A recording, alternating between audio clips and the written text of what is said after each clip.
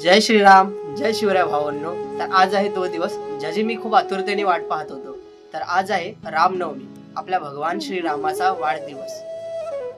आणि याच दिवशी भगवान विष्णूने रावणाचा वध करायला प्रभू श्रीरामाचा अवतार घेऊन या पृथ्वीवरती जन्म घेतलेला। आणि आजच्या या व्हिडिओमध्ये मी तुम्हाला दाखवणार आहे की कसं आमच्या कुलाबा कोलीवाडा जमातीमध्ये रामनवमी साजरा केली जाते। तर चला प्रभू श्री रामचंद्राचं नाव घेऊन आपण या व्हिडिओला सुरू करूया। तर बोला सिया बलरामचंद्र की जय।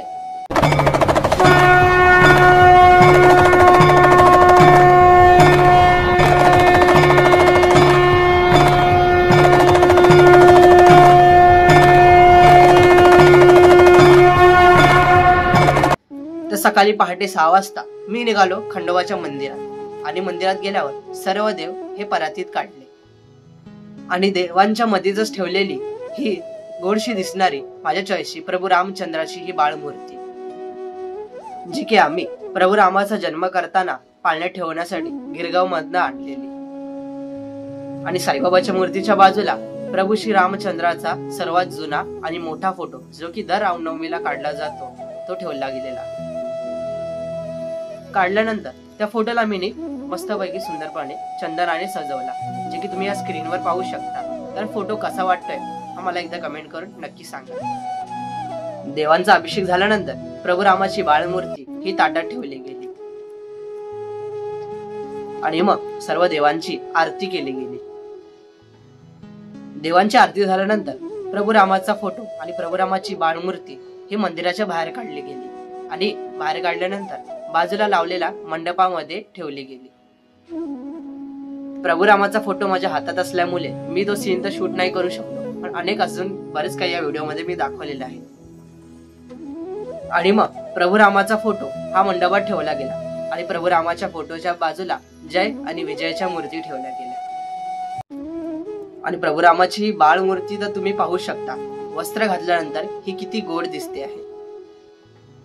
माझं सकाळचं काम झाल्यानंतर मी आलो तयारी करायला घरी।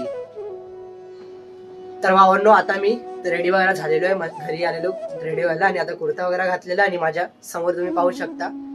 तर हे मी घरी डेकोरेशन केलेलं आहे। तर इकडे आतमध्ये माझे प्रभू राम बसलेले आहेत आणि बाजूला मी पट्टा लावलाय प्रभू रामाचा आणि खाली ही माझी वाल्मिकी रामायण ठेवलेली आहे। तर कसं वाटतंय डेकोरेशन मला कमेंट करून नक्की सांगा एकदा।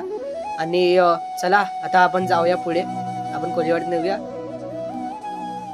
तयारी झाल्यानंतर मी परत गेलो कोलीवाड्यात आणि तिथे थोड्याच वेळाने प्रवचनकारांनी प्रभू रामाचं प्रवचन चालू केलं आणि आम्ही पण प्रवचन ऐकायला बसलो। प्रवचनामध्ये संत ज्ञानेश्वरीमध्ये भगवान कृष्ण आणि प्रभू रामांचं वर्णन केलेलं हे प्रवचनात सांगितलं गेलं। प्रवचन ऐकताना एक गोष्ट तर मला कळाली की भगवान रामा एवढी मर्यादा ही कोणामध्येच नव्हती आणि नाही आहे। कारण रावणाचा भाऊ विभीषण हा जेव्हा प्रभू रामाच्या शरणी गेला आणि त्यांनी वानर सेना जॉईन केली, त्यावेळी प्रसन्न होऊन प्रभू श्री रामाने त्याला दक्षिणा स्वरूप मध्ये त्याचा तिथेच राज्याभिषेक केला।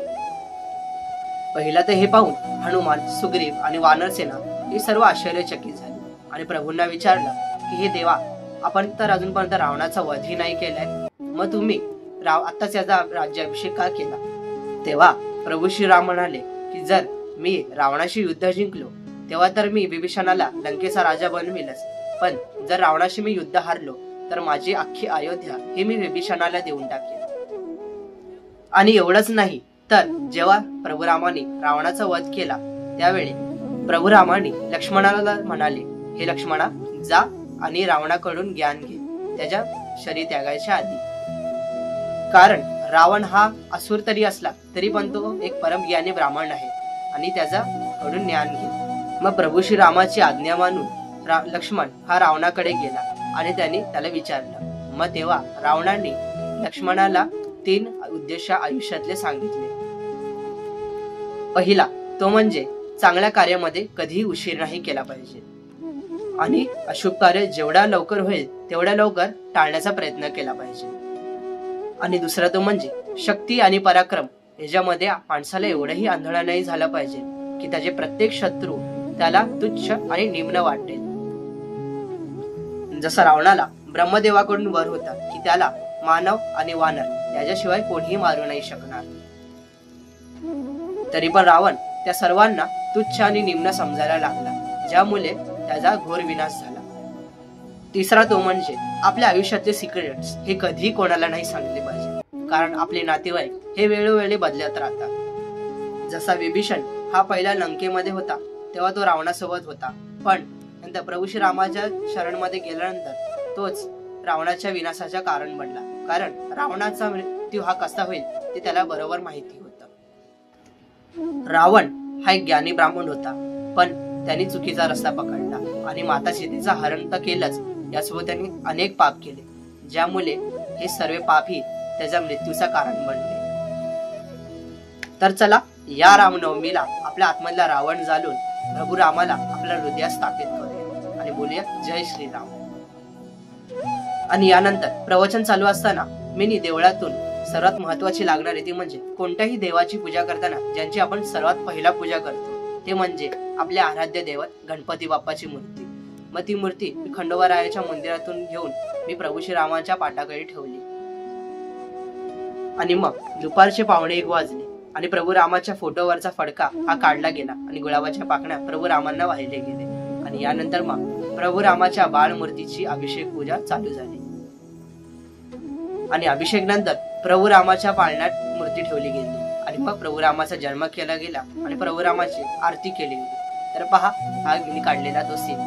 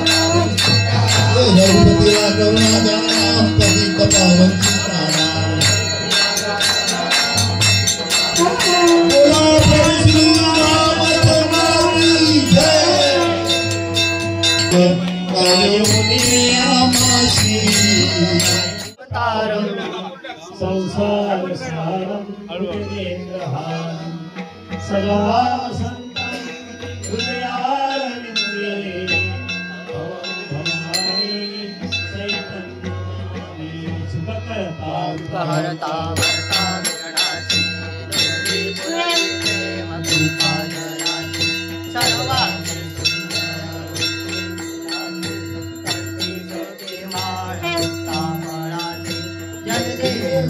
देव जय मंगलम जय देव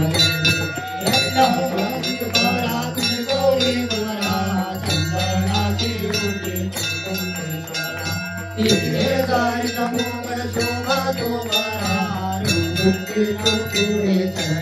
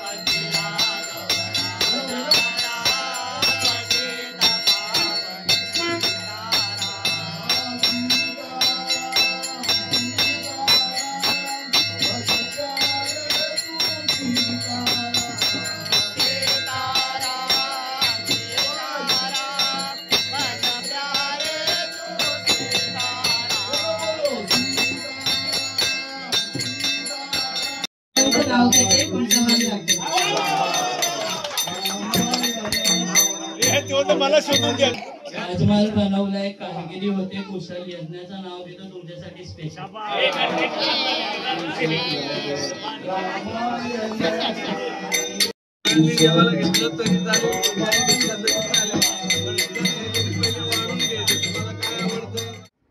तर भावा बहिणींनो, तुम्हाला ही व्हिडिओ कशी वाटली मला एकदा कमेंट करून नक्की सांगा.